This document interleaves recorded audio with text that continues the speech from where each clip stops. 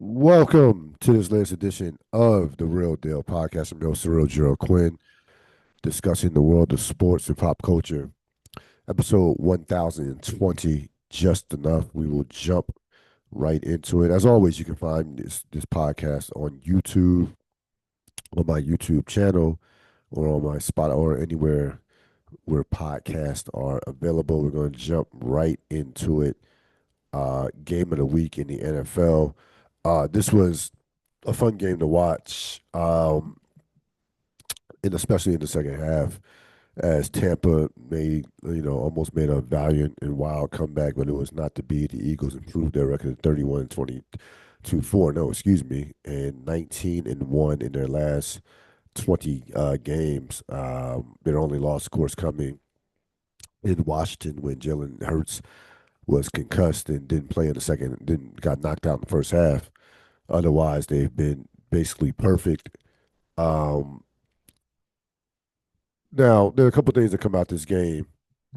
Number one, basically a tale of two halves. Tampa Bay held the Eagles to 7 points in the second half. Eagles offensively couldn't do anything, run the ball. I think Jalen Hurts had like 1 yard passing in the second half. He was lights out in the first half as they jumped out to a 24-6 lead, but couldn't do anything in the second half. The heat, humidity obviously was 100 degrees down there in Tampa. Eagles started getting worn down. I thought, especially defensively, but Tampa came up short late in the fourth quarter. A couple of big picture things to note from this game. Number one, I think Tampa, I was highly impressed with Tampa Bay's toughness. Remember, they're playing without their best wide receiver, a guy who has been one of the best receivers of this generation, in Mike Evans, who's going to be in the Hall of Fame someday. He's out. Um, they, Mayfield played well, but had the key interception. He wasn't great, but as usual, battled back and had a big fourth quarter to get his team back in the game. I think Tampa's just a tough team. I think once they get healthy, we know Todd Bowles defensively what he brings from that standpoint.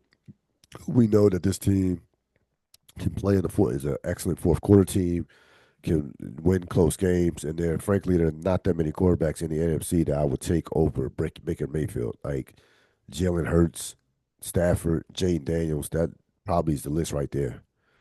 I wouldn't take Jared Goff over him. I wouldn't take Brock Purdy. I wouldn't take Sam Darnold. Um, yeah, I mean that's probably the list. So I think this team. Remember, this Tampa team won like four straight divisions. They have now an established culture of winning. I think they're going to be around. I think they are right there with the Rams as being the Eagles and Detroit as being a legit contender, legit threat to the Eagles. As far as the Eagles goes, listen, I've heard a lot about comparisons possibly to 2023 when the Eagles were, were winning games, barely winning games, one score games, pulling games out their asses. I'm not quite there yet. I think this team is way more talented than that 2023 team ever was. I think Jalen Hurts is playing at a much higher level. Um, I just think this is a better. I think Sirianni has completely found his voice and seemingly in control of the team. So I don't compare that to this. The AJ Brown stuff nonsense is concerning when you have a receiver who has already gotten his money and won a Super Bowl ring and was basically rescued from Tennessee franchise that was going nowhere at the time he was traded. Um, to one of the best franchises, to one of the best franchises, if not the best franchise in all of football, along with Kansas City. That's something to monitor, something to keep your eye on, because if you get a ring and you have the money, then it's kind of like, what else do you want? Now for the season, Brown, his numbers are down considerably. 14 catches, 151 yards, and remember last week against the Rams, he had 109 of those yards. So this season, this game, 2 catches, 7 yards, but he was targeted 9 times. So again, I don't watch the film. Like that tells me he's not getting no. You're not getting separation. And I don't think AJ Brown's at a point in his career where he is no longer a Pro Bowl, All Pro caliber receiver. I don't think he's quite there. I don't think he's at that place in his career yet. I just think that the Eagles recognize how to. They are a winning football team. They're not about the Eagles. You know, they kind of remind me a little bit in regards to like it's all about like the Yankees of the '90s when the Yankees were winning all those championships. You go back and look at those teams. They had great pitching, a great bullpen, timely hitting. They never had guys winning. Guys were not winning MVPs. Like when A Rod got to the Yankees, they didn't win anything outside 2009, of course. But they have guys that led the league in home runs or had these gaudy stats. They had great pitching, and they had again they played great situational baseball. The Eagles play great situational football. They just know how to win. That is a winning outfit that the Eagles have, and you're not going to like. We've seen this with the Patriots. Seen this even at times with Kansas City when they've won a couple Super Bowls where Mahomes the last two Super Bowls last three Super Bowl appearances and last two Super Bowls that Kansas City won, they did not have guys putting up these ridiculous numbers offensively. Like so, that is a winning franchise. It's gonna be interesting to see if AJ Brown can like put his ego aside and just go out there and win games and Super Bowls. So, because I listen, we've seen the diva receiver go lose their minds when they're not getting their numbers, or Terrell Owens, Antonio Brown, just to name a few, when they don't get their numbers, or when they don't get their numbers, I feel like, you know, I wouldn't put Beckham on that category because he had injuries. Even though I was not an OJ Beckham fan, but excuse me, Odell Beckham fan, but he wasn't a guy that was complaining about not getting targets or his numbers, things like that. That nature. He had other issues in regards to just staying on the field, and he was a diva, but not to that level. Um, but normally these guys are just not with the greatest of cultures, or they just are not winning at a high level consistently. AJ Brown, like if you're with the Eagles, you are in the playoffs every year. You're winning 10 to 12 games. You're going to be in the Super Bowl conversation for the foreseeable future. So again, I don't know. I don't know how this ends because I think if you're AJ Brown, that how the Eagles play football. The Eagles are predicated. The Eagles are at their best when they are dominating at the line of scrimmage, running the football. Yes, they can throw it, but they're not going to. The Eagles are not going to throw the ball around 35 to 40 times. That's not how they're built. It's not what they. That's not the type of style of play that they how they want to play. Like certain weeks. Now the concerning thing, I just thought about the concerning thing about if you're an Eagles fan, you gotta be a little concerned about Saquon Barkley. Um, so far, like 4 games is not a small sample size. Barkley averaging like 3.5 point yards a carry. Last year he was close to. Last year he was off the charts. The 2,000 yard backs. You look at the last 5 2,000 yard backs; they've all come down considerably the following year. Derrick Henry in Derrick Henry has had 2,000 yards in 2020. Following year, 937 yards. Only played 8 games. Then you go, you know, Adrian Peterson, 2012, 2,000 yards in 2012, 2013, 14 games. Still a very good season, 1,266 yards. Still a very good season, but not even closer to the 2,000 he got. Chris Johnson, '09, 2000 and 6 yards. The following year, again, very good season. Played all 16 games. Um, 1,364 yards, still and 11 touchdowns. Very good season. Like that's nothing to sneeze at. Uh, and then you have Jamal Lewis, 2003, 2,066 yards in 12 games. Only played 12 games the following year, had 1,006 yards and 7 touchdowns. So that, and I said this is why this was important. It was important for Jalen Hurts to have a MVP caliber season. I think you can make a strong case Jalen Hurts is the MVP so far of this month, considering the level he's played at, and considering the Eagles are 4-0, and considering that the running game has not gotten on track. I can definitely make a case for Hurts being the MVP so far. But I thought this was going to happen to Saquon Barkley. I didn't think that he was going to come close to being the back of getting reaching 2,000 yards. I thought somewhere in that 12 to 1,300 range, maybe 12 to 1,300 range, which is fine. But Jalen Hurts, it just had to be a Jalen Hurts led offense. Now, so far it has, but they have to get, the biggest concern the Eagles have right now is getting that running game going back to where Saquon Barkley is a legit threat, seemingly on every play. And right now, Eagles rushing, they rank 16th in rushing, and Hurts leads them in rushing. So you don't want your quarterback, though we know he's a great one of the better, probably the best dual threat quarterback outside of course Lamar Jackson in the league. Don't want your quarterback leading you, or the third best, Josh Allen, Lamar, Lamar Jackson. You don't want your quarterback leading you in rushing, especially over the course of the season when those hits start to add up. But I'm not overly concerned about the Eagles, to be perfectly honest with you. Deep dive around the league. Of course, a big win, big time win for the Kansas City Chiefs. They had their way with Baltimore.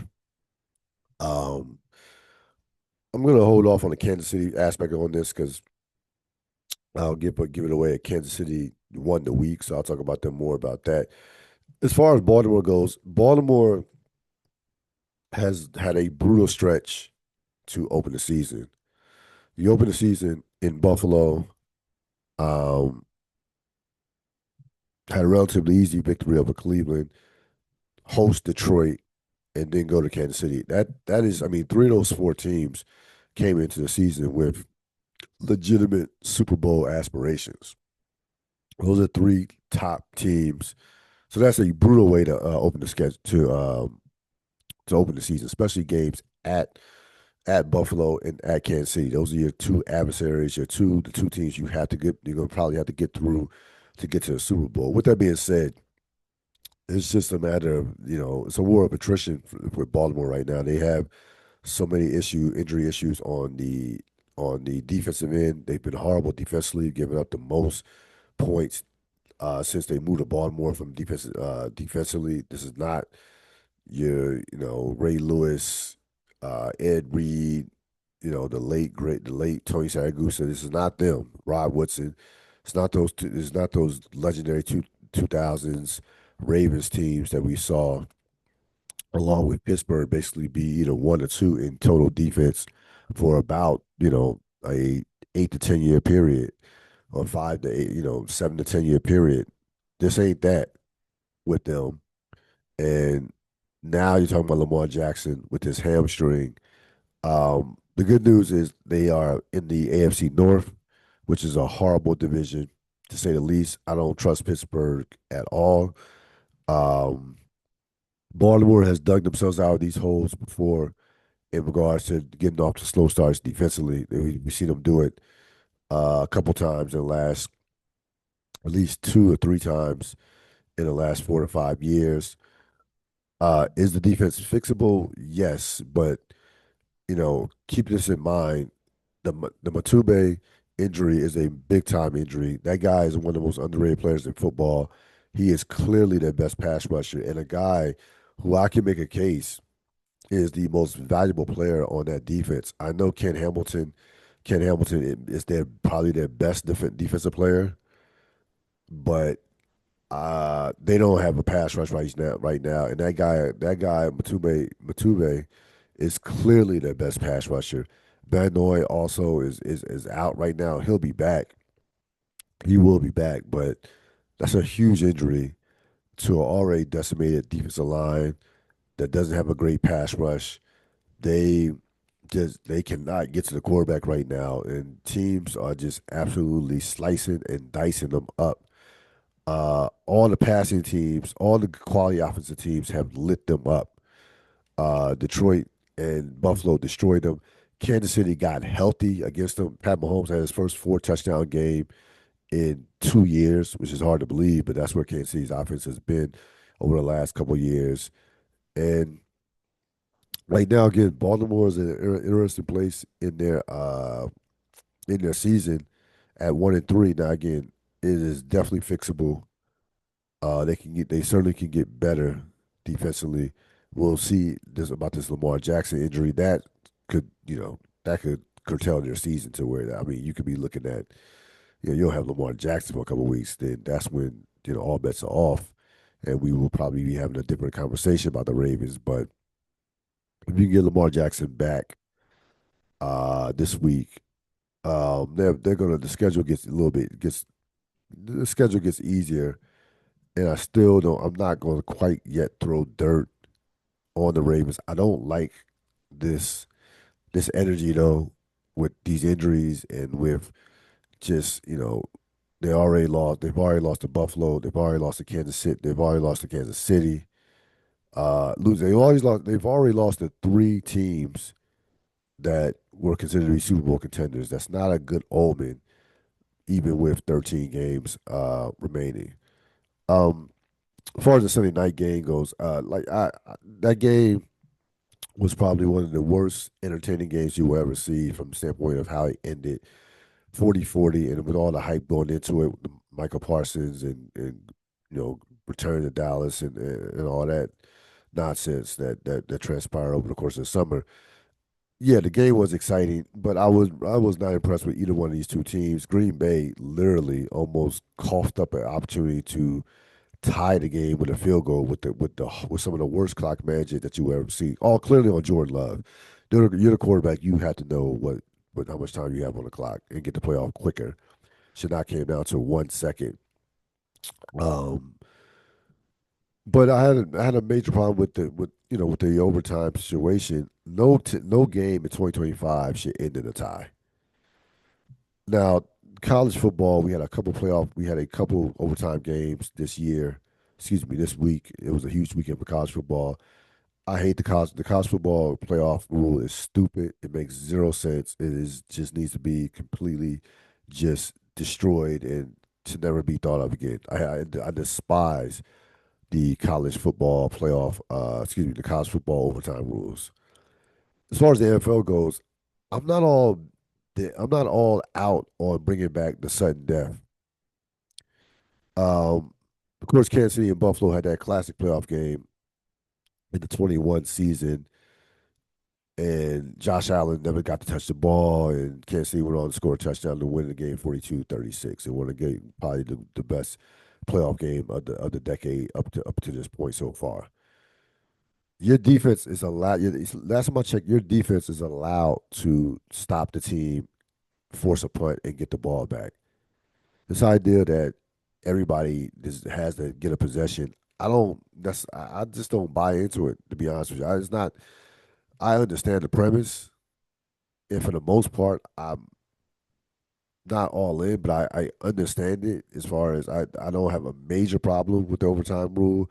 First team that scores a touchdown, unless it's on the kickoff, it goes, whoever scores, if you get it, you have to each possession, next score wins. Okay, but that sudden death was real. Like that sudden death playoff in the playoff game, through when you a field goal decides on the first possession, that creates such an urgency that can't be matched to me. Again, I don't think both teams have to have at least one possession. I'm not locked. I'm not one who was on that you know who was on that boat uh on that bandwagon thinking that hey both teams deserve that. No, I would like I'm fine with I am actually absolutely fine with sudden death overtime. 'Cause I just don't think there should be any. I don't believe there should be any ties. I don't. I just don't. A lot of the top teams just got by this week. There was no overly impressive uh, top to bottom dominating win. I mean, I thought Jacksonville winning in San Francisco obviously was impressive for them. A road win, they improved to 3-1, but they didn't. Trevor Lawrence still doesn't look like the quarterback we thought he was going to be coming out of college. Um, they've been played great defense. They've turned people over. Um, Buffalo and Detroit kind of just toying with inferior talent, toying with inferior teams. At one point, Buffalo was actually down in the fourth quarter at home. Detroit Detroit was similar but different because Cleveland has a big time defense. And Cleveland's defense, for the most part, held Detroit's offense in check. Only 277 total yards. The that special teams touchdown was a killer for Cleveland. You certainly can't give up that. But I felt like these teams really at the top of the heap, especially when it comes to Detroit and the likes of Buffalo, who have especially Buffalo, kind of in a horrible division. Buffalo can experiment with some things. They can try some things. They're not going to show their hand to everybody. They're playing. Buffalo's playing for January and February. I saw Kansas City do that. Have done that last couple of years where you see they don't look as good in the beginning of the season, but they find a way to win versus the way they will look in November, December. So you have teams at that level that right now could be playing possum, and certainly and Buffalo, and to a lesser extent, I would put Detroit uh, in that category.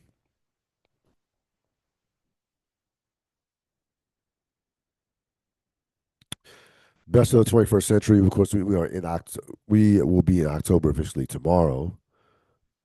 Baseball playoffs have started. Yeah, a couple games today. Go final. Go final.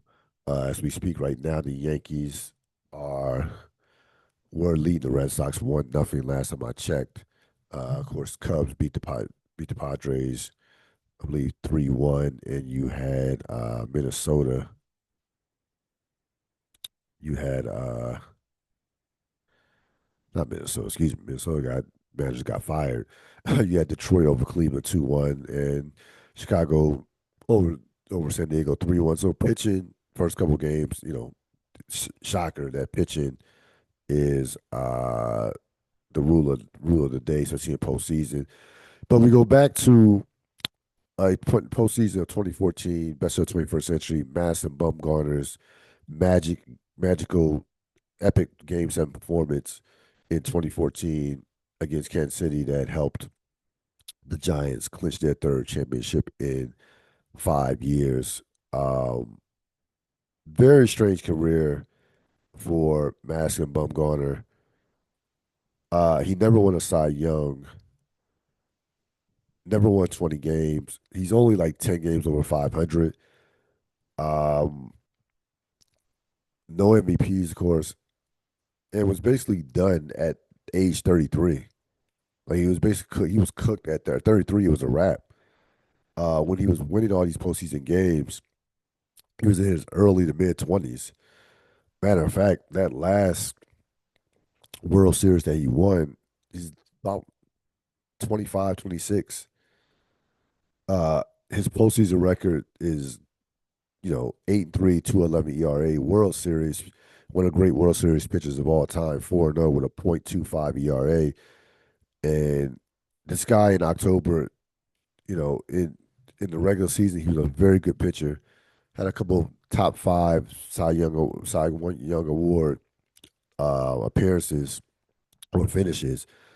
But in October, this guy turned into, Sandy Koufax. Like he was just so dominant in October, and that performance in Game Seven um, was some of the performance that I will never forget. Just coming out the bullpen, going 5 innings, 2 run, 2 hits, no earned runs.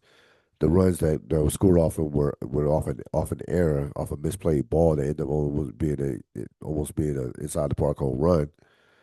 4 strikeouts on the road, and Bruce Bochy was basically like, I'm going to either win or lose with my best. Like, I'm not worried about pitch count. I believe he did it on 3 days rest, coming off a Game 5 shutout in Pac Bell in then Pac Bell Park. Um, but again, very strange career. Very like you look at his postseason record versus Clayton Kershaw. I mean, it's not even close. But you would never think that we would never make would never be a conversation that Clayton Kershaw was a better pitcher than Bumgarner for his career, which is because he wasn't. I mean, Kershaw was one of the best pitchers of this generation, and frankly had is up there. Won't win 300 games, but Clayton Kershaw it will be a lock Hall of Famer. I don't think Bumgarner's not getting to the Hall of Fame. By the way, he's just not. Just the win. He didn't win enough games. Then when I mean 134 over, he was 134 and 124 for his career. So very peculiar career for a guy to dominate the way he dominated in the postseason. Um, you won't see too many guys with that type of postseason record not be Hall of Fame pitchers. Like start thinking some of the recent great postseason pitchers of all time. You're talking John Smoltz's of the world, Kurt Schillings, guys like that. Those guys. Well, Schilling's not in the Hall. I think Schilling just got in the office. Most definitely is, but most of those guys are lock Hall of Famers. When they got with guys who dominated in the postseason to that level, Bob Gibson, Sandy Koufax, those type, those those clutch pitchers. This guy was every bit of those guys, and he will not sniff the Hall of Fame. But yet he was the singular most important part of a team that won 3 championships in 5 years. Who won the week? Kansas City for sure. Um, at 1-2, we were definitely concerned about Kansas City, but like I said a couple weeks ago, I was not quite ready to throw dirt on them, considering that they were going to get healthy. I couldn't see an Andy Reid, Patrick Mahomes team just falling out, just going off the cliff. They win this game. Not only win this game, they win it convincingly. Xavier Worthy makes their offense look like a different offense. They'll get Rasheed Rice back in week 7, in a couple weeks. They all of a sudden, you got this Thornton dude. You got this Thornton. All of a sudden, their receiving core actually will be pretty deep. Once Rasheed Rice gets back, defensively, still a very good defensive team. Um, and you look at the landscape of the AFC. Um, there's nobody that Kansas City should be even remotely scared of in the AFC conference. Buffalo is the class right now, but Buffalo is not. They've owned Buffalo in the playoffs.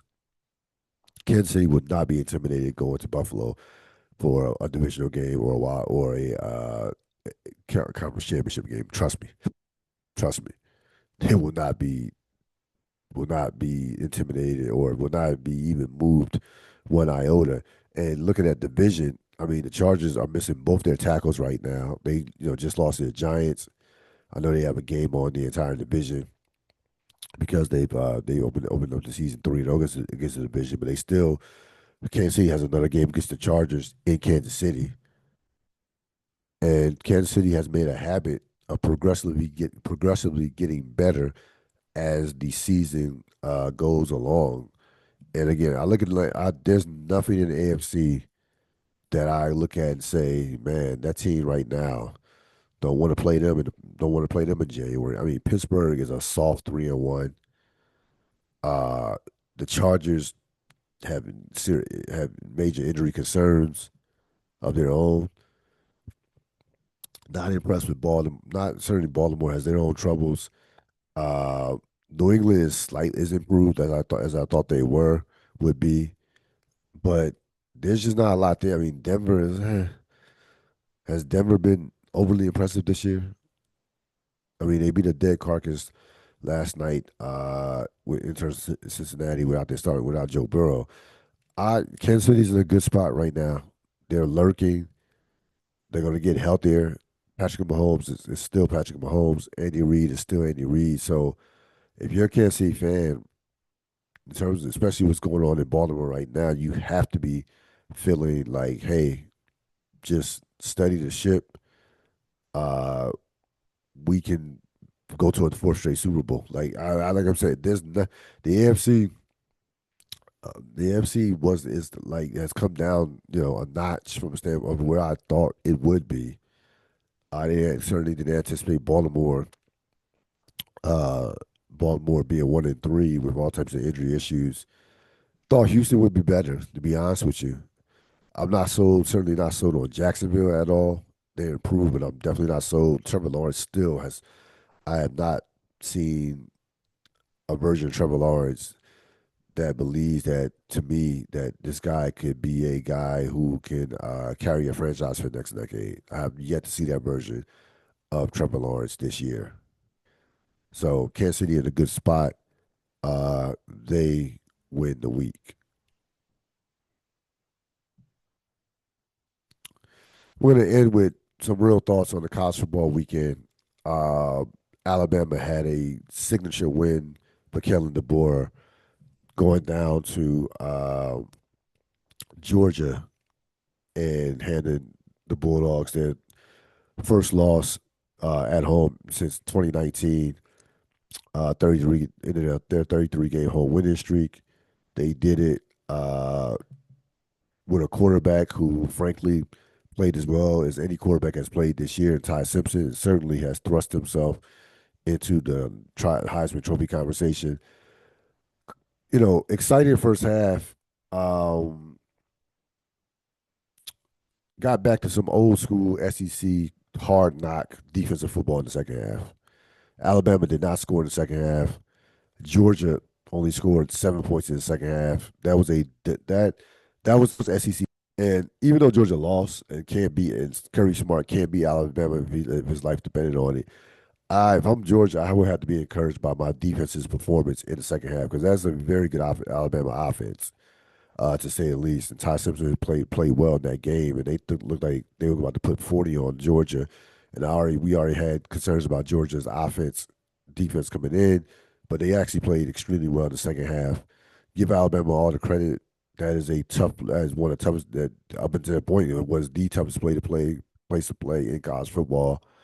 And again, even after Nick Saban retires, Bama continues just to have the number of one Kirby Smart and the Georgia Bulldogs for whatever reason.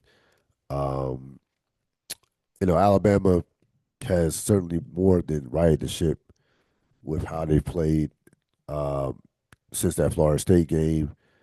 Simpson has settled in from the quarterback standpoint. The defense is literally one of the top 20 defenses, top 19 defenses in all college football. Now they are in a brutal stretch of games where they're going to have to play four straight ranked teams. That's what the SEC is, right? What the SEC is right now. Two of those next three will be at home. But I don't see a situation where Alabama does not make the playoffs. They're not going to lose. I don't think they're going to lose more than two games. And a two-loss Alabama team will be a lock this year with their shape of schedule to make the playoffs, and especially with these wins. And that loss of Florida State certainly doesn't look as bad, even though Florida State fell to Virginia this week. Um, so Alabama has kind of righted the ship. It's not quite yet for Kellen DeBoer to tell people to tell the fans kiss his ass. So we can hold off on that at least until the college football playoff. But big time win for Bama. Um, James Franklin does what James Franklin does, and that's of course lose to top six teams and top 10 teams. Franklin right now, as we speak, has lost 15 straight games to teams ranked in the top six. Um, Very interesting. I was really following the conversation on Penn State over the last couple of days, especially even Saturday night into Sunday morning. It's not as anti James Franklin as you think. There are fans out there. It's some smart college football fans. I have to give my college football fans a lot of credit because you had a lot of fans saying, "Hey, he's good for 10 to 11 wins a season. Got to the playoffs last year. If we were to fire him, they're not gonna fire him because the buyout is insane. Then what, you know, what's next? Like, what top coach is out there that could take our program to the next level? It is a very legitimately fair question. Very fair question. Maybe one day he knocks down the door and finally breaks through. But right now, we know we have a top 10 to 15 program that's going to be somewhere in a January 1st bowl or the college football playoff at the minimum. And it's not like, I have a theory on why Penn State has struggled against these teams. It's not like Penn State doesn't get talent either. Like Penn State has consistently over in the James Franklin era has had top 15 recruiting classes, some cases even breaking into the top 10. Maybe maybe one or two of his classes have been outside the top 15, maybe one or two. But they're getting top talent in Happy Valley. They I found this out over the weekend. Shout out to Craig Smith for bringing up this fact that when was the last time this Penn State actually had a black quarterback? I had to go look it up. It was 2010 11. Uh, and the guy name was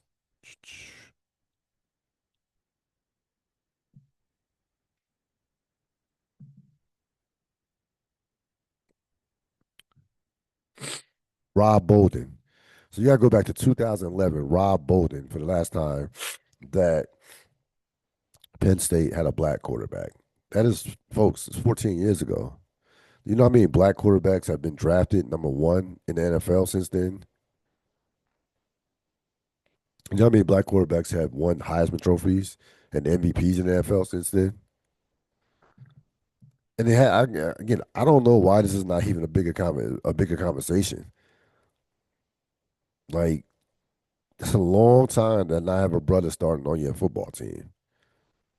It's a long time. I just it's just interesting. I don't think it.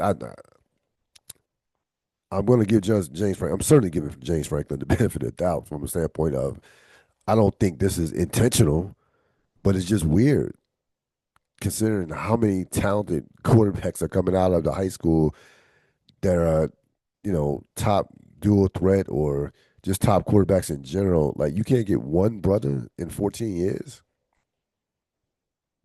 It's a long time. And Bolden started 2010, 2011, so really 15 years. I would love to hear the conversation about that, why that's occurred. I really would. It'd be a fascinating conversation because it's not a simple answer. I don't even know how James Franklin would answer that, but it's interesting. Just very, very interesting. That's going to wrap it up for this latest edition of the Real Deal podcast. I will see you next week. Have a great, great rest of your week. So long.